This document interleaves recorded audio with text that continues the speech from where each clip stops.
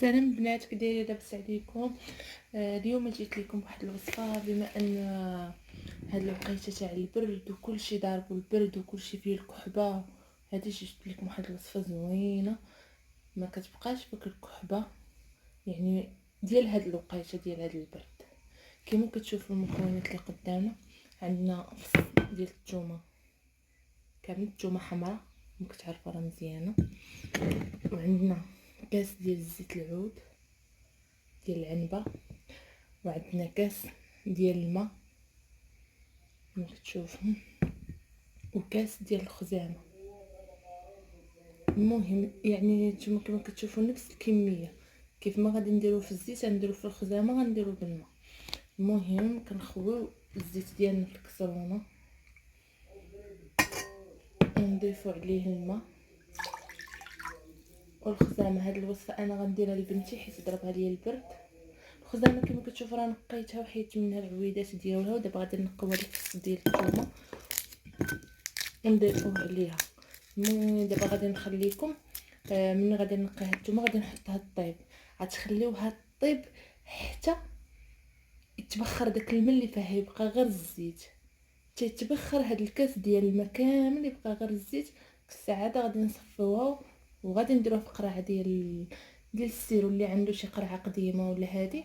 انا كما دابا راه عندي واحد القرعه ديال السيرو قديمه، خويتها وغسلتها، درتها دابا كتعقم في الماء طيب. هانتوما غادي تشوفوا كماله.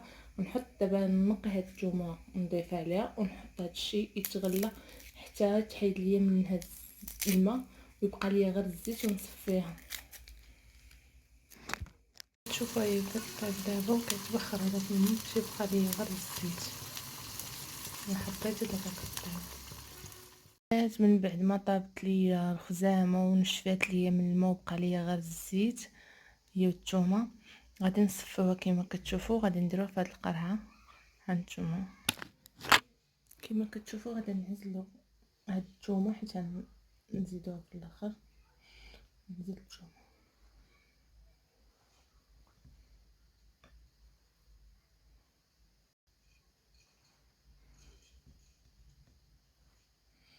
حتى نزيد هاد الثومه كامله اللي درت.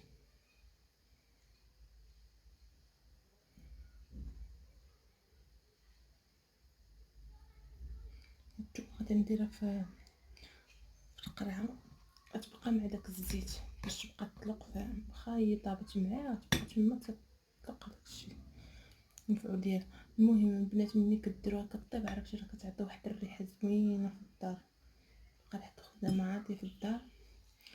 وانا هاد الوصفه فايته مجرباها مكبره بها بنتي الاولى، كانت كتمرض ليا بزاف بالبرد، وكنت دائما غادا بها لهاد الطبيبه. دائما هاد الوصفه عطاتها ليا واحد الطبيبه اللي كنت كندي عندها بنتي بكثرة. ما كنت كندي بنتي الاولى ما كنتش نعرف ليها، راك عارف الولاده الاولى بنادم ما كيعرفش. بكثرة ما كنت كنديها لها وهي تقول لي عرفتي جرب البنت هاد الوصفه راه ما غاديش تبقى، وبصح جربتها لها. المهم قبل ما ننسى، هاد الوصفه ديروها بالليل من تبغيو تنعسوا باش تعرقوا عليها، ما تبقاوش تنوضوا. الوقت اللي تكونوا ما تنوضوش هي فين ديروها. انا بنتي المهم كنت كنديرها لها، كنشربها لها. ملي كتبغي تشربيها معاها تخليها، ما تبغي تشربي سخنيه داك العويشق، سخنيه عاد شربيه. وكنت كندهن لها صدرها وكنلوي عليها الجورنال باش تسخن، تلوي عليها باش يرجع ليها. المهم هانتوما كما كتشوفوا مصفينا هاد الخزامه مزيان بداك الزيت، غنديروها في القرعه بحال كيبقى غير داك الكويس ديال الزيت اللي درتي في الاول.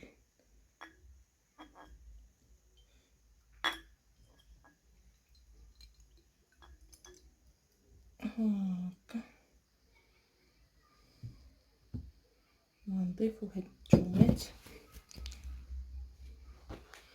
هاد القرعه كما كتشوف راه حيدت ليها داك ديالها. هاد الثومات غادي نضيفوهم بحال هكا، تيبقاو تما يطلقوا المفعول ديالهم.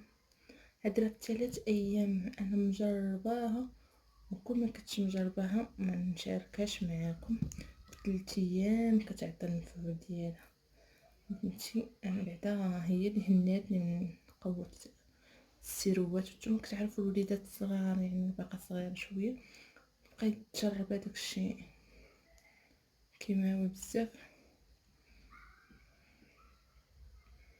نتمنى هاد الوصفه تعجبكم وتجربوها، راه مفيد راه زوينه. نتوما كما كتشوفوا راه ماشي شي حاجه اللي غريبه، الثومه راه مزيانه كما كتشوفوا هي وزيت العود، خزامه حتى هي يعني ماشي شي حاجه جديده علينا انا غنخافوا منها.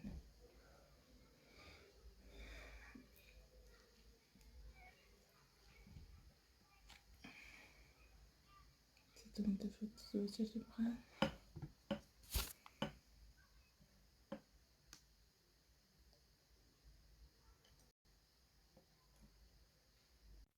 معنديش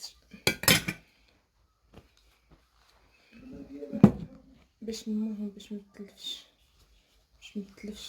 لين القرعه. شوفوا انايا درت هاد الورقه على حساب هاد القرعه باش متلفش لكم ماشي سير اخر ولا هادي. كتبت فيها مشروب الخزامه علاج السعال وتنقيه الصدر. دابا غادي نحتفظ بها ان شاء الله في الليل. غادي ندير لبنتي واحد المعلقه نسخنها لها، نديرها لها ونسخن لها حتى صدرها بهاد الزويته ونقمطها في الجورنال باش تسخن. بقات فيها هضره فعاله في 3 ايام. جربوها البنات. المهم ما عليكم غير اللي عجباتو يكتب لي تعليق، واللي ما عجباتوش هو يكتب لي تعليق، وبارطاجيو هذا الفيديو باش يوصل بزاف الناس اللي كيعانيو في هذا البرد.